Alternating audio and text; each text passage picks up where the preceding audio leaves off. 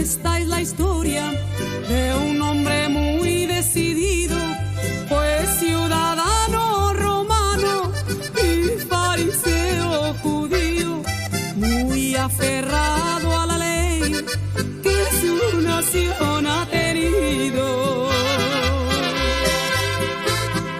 A los cristianos a veces los entregaba en cadenas.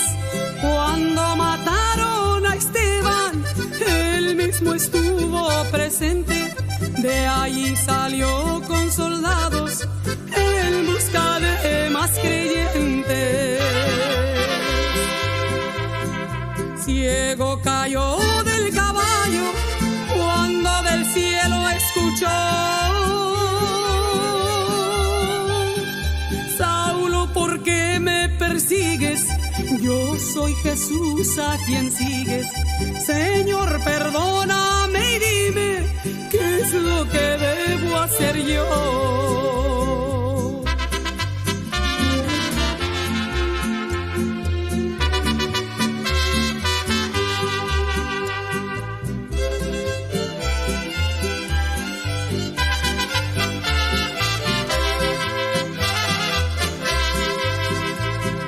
Los hermanos en Damasco todos estaban orando, porque sabían que presos venía Saulo a llevarlos, pero lo vieron entrar ciego y a Dios implorando.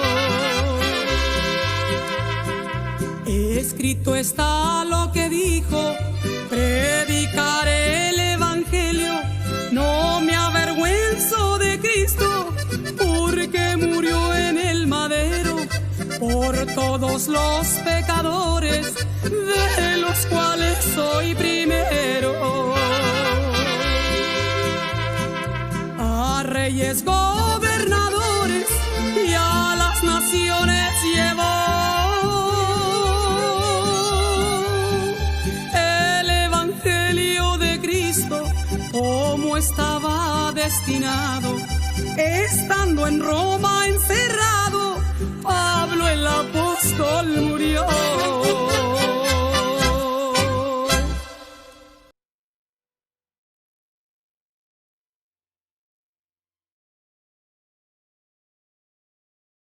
En su programa Ciencia de la Vida, donde nos dedicamos a probar que la vida es científica y evidentemente a difundir el método del mejor maestro y del mejor método, el de Yeshua ben Yosef.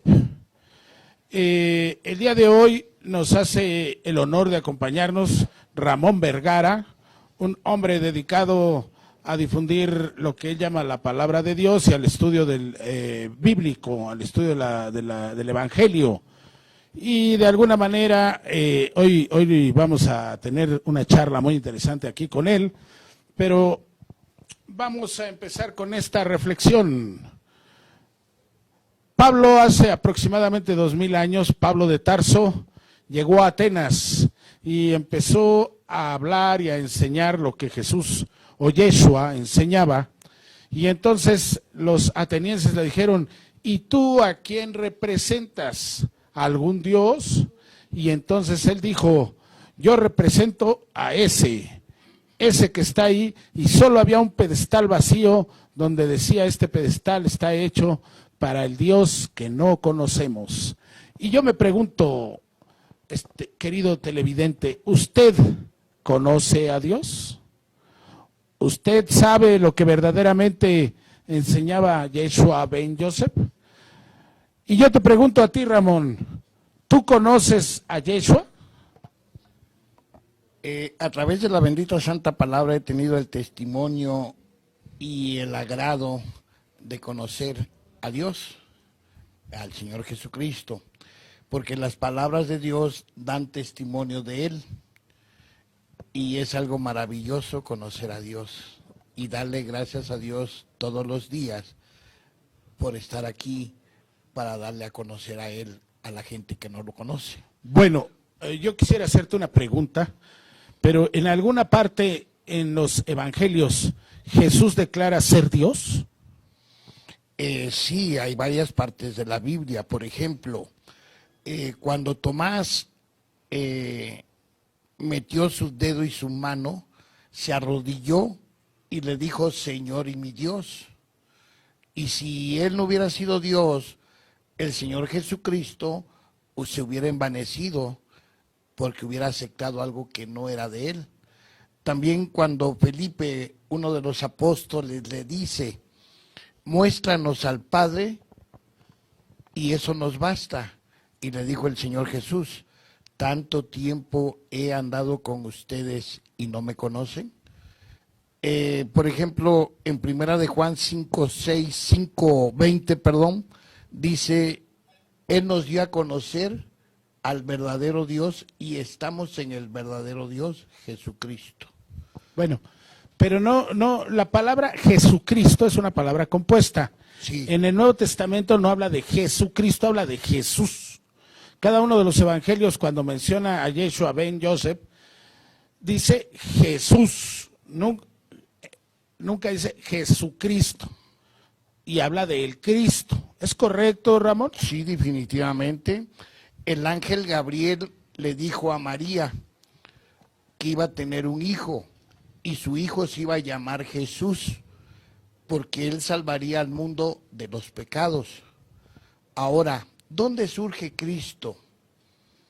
Cristo surge cuando él es bautizado a través de Juan el Bautista. Después que él le pasa los pecados del mundo como sacerdote que era Juan el Bautista, el gran sumo sacerdote le pasa a la ofrenda de Dios, al Cordero de Dios, los pecados del mundo. Y cuando él sale, viene el Espíritu Santo en forma de paloma, y es ahí donde él es ungido, donde él es el Mesías, que es sacerdote, profeta y rey. Y se oyó una voz en el cielo que dijo, este es mi Hijo amado. Mi querido Ramón, ¿te puedo decir cómo interpreto yo lo que tú me acabas de decir? Sí, ¿cómo no? Cuando se habla del bautismo, yo entiendo que se está hablando de un baño sagrado, que de alguna manera limpia. Y estos baños sagrados comenzaron en Egipto. Esta limpieza a la que hace referencia el Evangelio se refiere a limpiar el pensamiento, porque agua simboliza el pensamiento y una vez que se limpia el pensamiento, se corrige. Es muy importante saber que Dios, o lo que conocemos como Dios, está en todo, es todo, y nosotros somos parte de Él como una partícula. Evidentemente, el nacimiento de Yeshua fue un nacimiento extraordinario y también, sin duda alguna, pues es la mente maestra, es el que ha estado más cerca de la verdad. Ahora, hay que reconocer que la verdad es Dios. Y esto los sabios judíos se dieron cuenta, mi querido Ramón, debido a que conocieron las matemáticas y se dieron cuenta que 5 por 5 son 25.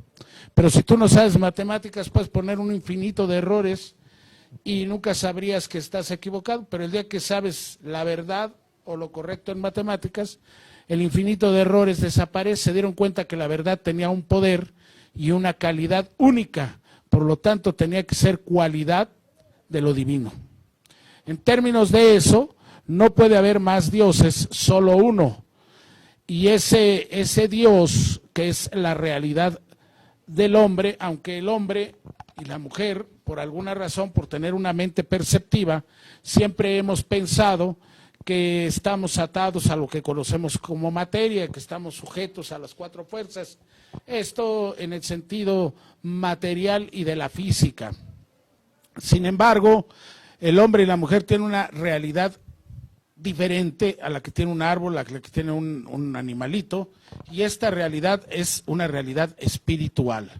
Evidentemente, todo lo que está escrito en el Evangelio y todo lo que está escrito en la Biblia está escrito en alegoría.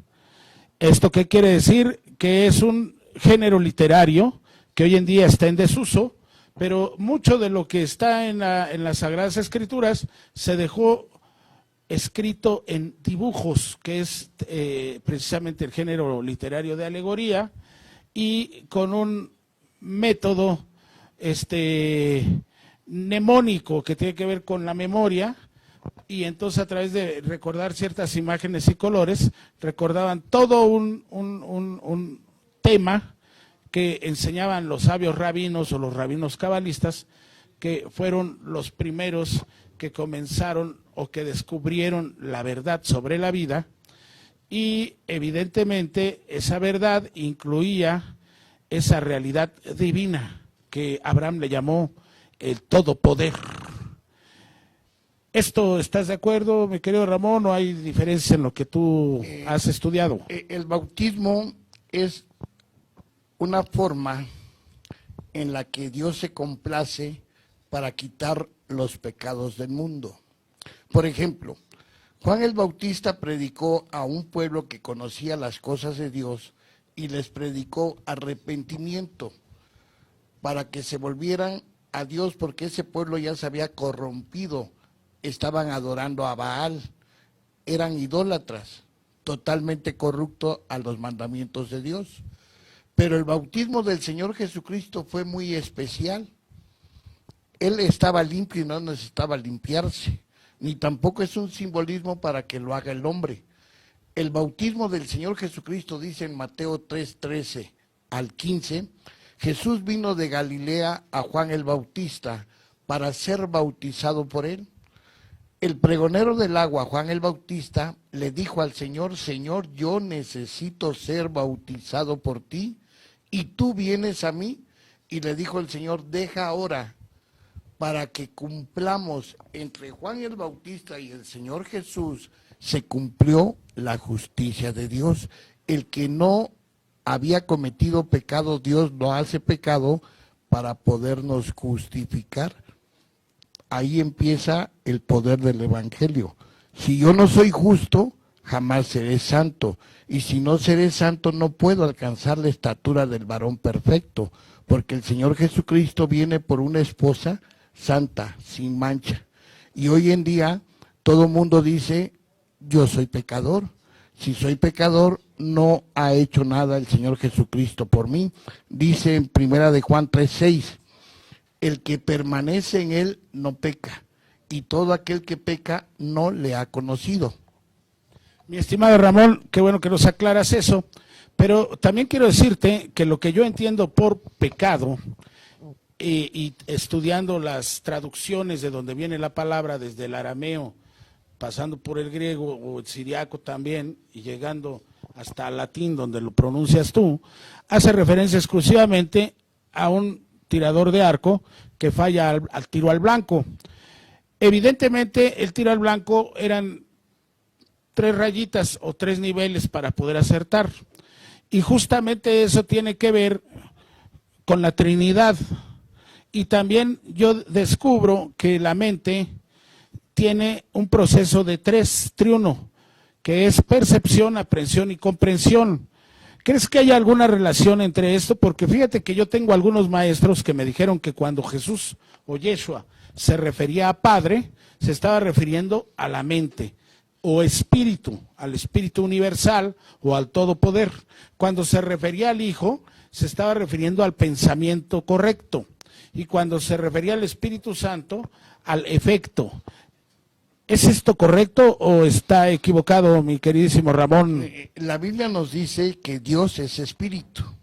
Por eso el ser humano, que es algo corporal, materia, no puede agradar a Dios, porque la carne no puede agradar a Dios y no se puede sujetar a Dios.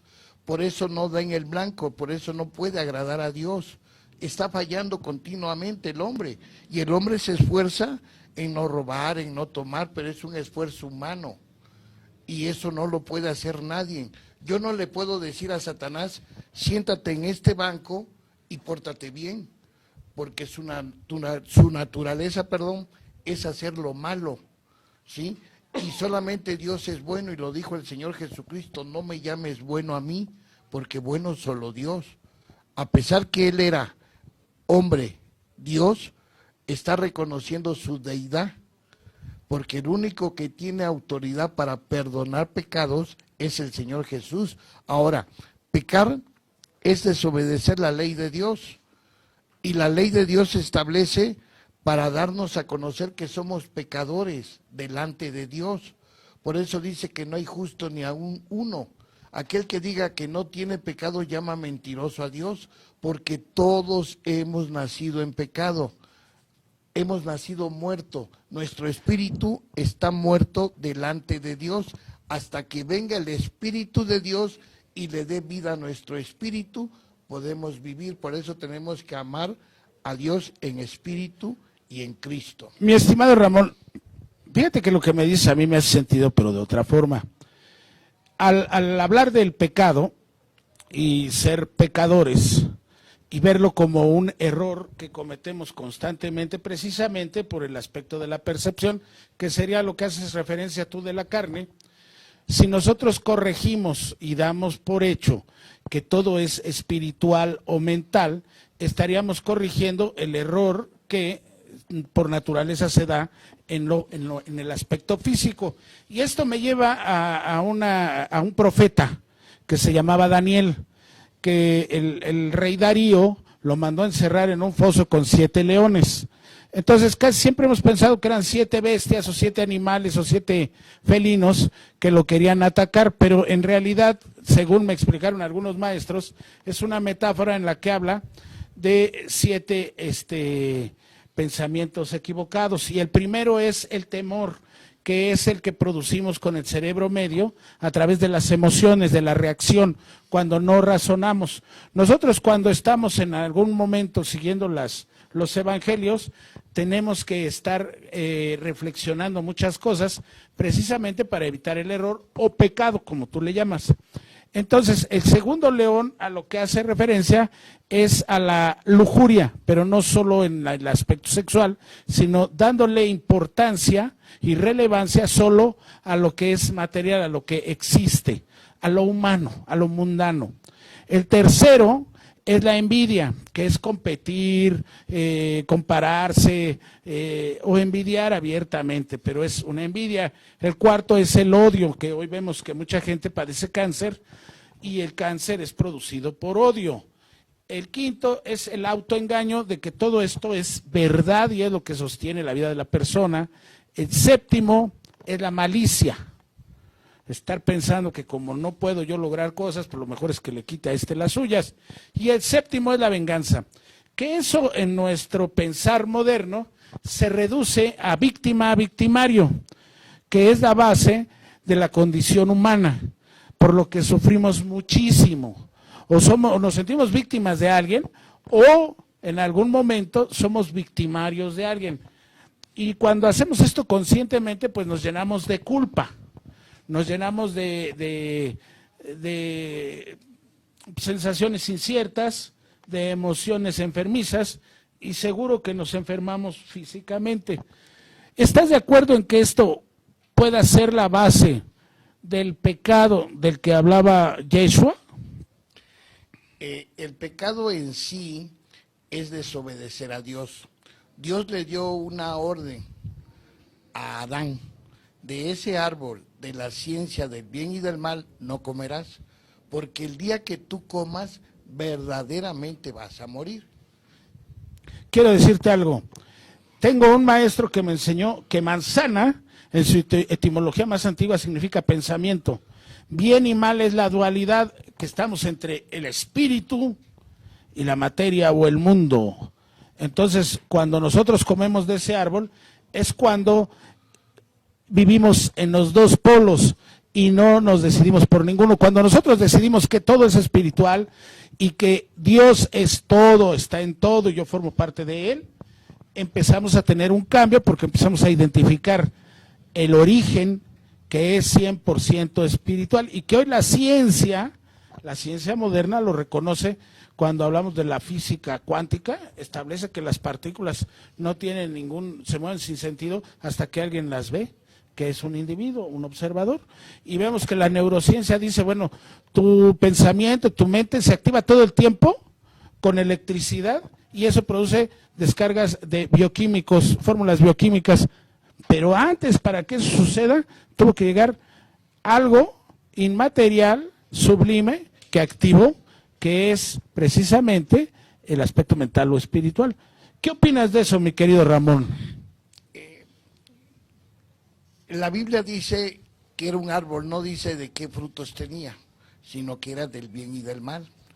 Y Dios tuvo que sacar a Adán del huerto junto con Eva, porque dijo Dios, el hombre es como uno de nosotros, conociendo el bien y el mal. Marcos 7:20 al 23 nos dice que todas las cosas malas salen de nuestro corazón, los malos pensamientos, la inmundicia, la lascivia, toda esa maldad está dentro de uno. Por eso el Señor dijo que los niños pertenecen al reino de los cielos, al reino de Dios, porque un niño no transgrede la ley, un niño no peca. Un niño puede ver a una persona desnuda y no tiene maldad en su corazón. El niño ve un monedero y puede agarrar hasta una moneda, pero no lo hace con el afán de robar, sino para jugar. Pero una pregunta, mi querido Ramón, que es muy importante en lo que acabas de decir. Si yo veo a una persona desnuda, pues depende a quién vea, ¿no? Pero vamos a suponer que veo a una mujer joven, bonita, sin ropa. Y yo la aprecio hermosa. ¿La sexualidad es mala? Esa concupiscencia que está dentro del hombre es la que hace buscar las cosas de aquí, de este mundo, vamos, ¿sí? Porque esa maldad está en mí, únicamente necesito buscar algo donde yo me pueda adherir, como un imán. Ahí yo estoy transgrediendo la ley de Dios, no hagas esto, no hagas lo otro.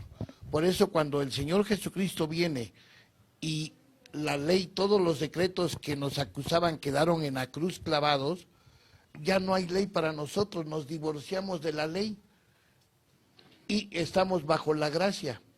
Por eso hay que nacer de agua y de sangre a través del Espíritu, porque si yo no nazco de nuevo, no podré ser nueva criatura jamás, porque dice la Escritura, el que está en Cristo, verdaderamente de Dios es. Mi querido Ramón, no hay te voy a decir algo importante que debes de saber. ¿Conoces algún rabino? Sí. Y tú sabes que en el Antiguo Testamento, en las Sagradas Escrituras, tú dijiste ahorita criatura, es como se tradujo, pero en realidad es bestia. ¿Sabías eso? Realmente no sé. Ahora te quiero decir otra cosa, mi querido Ramón. ¿Sabías que los judíos o el hebreo dice, bueno, nosotros somos el pueblo escogido? Históricamente es el único pueblo que ha sido escogido por Dios o por algún Dios. Todos los demás escogieron a su Dios.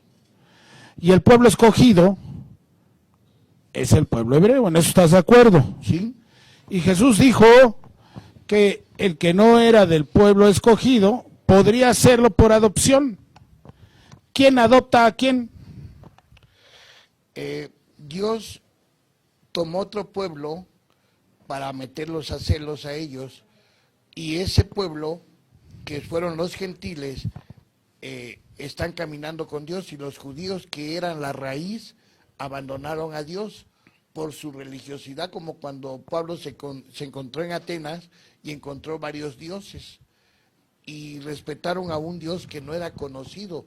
Es como el día de hoy, hay muchas religiones, pero hay un solo camino para llegar a Dios, Jesucristo. Bueno, mi querido Ramón, pues te voy a decir una cosa. En realidad, el que tiene que adoptar es el individuo al Dios verdadero, a través de ese pensamiento que nos heredó en los evangelios Yeshua. Porque la mayoría de los cristianos dicen, bueno, es que Dios es muy respetuoso, Él no se mete contigo. Y sí es respetuoso, pero no como nosotros lo podamos concebir, sino que la vida es individual y tenemos el libre albedrío, que es una libertad intrínseca en el ser para hacer y deshacer genialidades y también lo demás. Entonces, el que adopta es el individuo a través de seguir ciertas enseñanzas. El método de Moisés es el que comenzó con lo que conocemos los 10 mandamientos, pero después trajo la halajá judía, que estamos hablando de 613 13 mandamientos. Me cae bien Ramón, es un hombre muy preparado en las escrituras sagradas y en el evangelio, que es en griego, pero sería Zohar, el esplendor en arameo. Quiero decirles a todos ustedes que el pueblo de Dios somos todos los que estamos dispuestos a liberarnos de las apariencias que nos tienen esclavizados y que es lo que representa en la cábala judía el faraón. Entonces dejemos todas las apariencias perceptivas, hagamos a un lado el egocentrismo, el egoísmo, y empecemos a tratar de ver más allá usando nuestros dones, que son los sentidos. Así como lo hizo Saulo de Tarso, que él abandonó todas esas enseñanzas del Sanedrín y las tuvo por basura cuando Cristo vino a su vida de él. Bueno, pues hagámoslo así. Nada más aclarando que este es un programa que no critica ninguna costumbre religiosa. El Sanedrín es un conjunto de personas que se dedicaban a estudiar o se dedican a estudiar las escrituras, a interpretarlas para que se puedan llevar mejor, sobre todo las del Antiguo Testamento, y con eso se construyó el Talmud. El Talmud es muy importante y no olvidemos que el origen del cristianismo pues es judío. Llévense bien o llévense mal, ¿no? Y obviamente respetamos todas las creencias religiosas. Le damos las gracias a Ramón por estar aquí el día de hoy. Espero, Ramón, que nos acompañes en otros programas, ahora en diciembre, que vamos a hablar de la vida del Jesús histórico, para ver si verdaderamente estuvo en este nivel de conciencia o solo fue un concepto que alguien inventó. Yo les voy a decir cómo nació, y si viene Ramón, pues me ayudará fortaleciendo con mayores datos y mayores testimonios de que Jesús o Yeshua estuvo por aquí. Agradezco el estar aquí en este lugar, que Dios les bendiga, Dios les guarde y que pronto vengan al conocimiento de las inescrutables riquezas de Cristo. Pues muchas gracias, Ramón, muchas gracias, querido público, y hasta el siguiente martes a las 6 de la tarde. Un abrazo.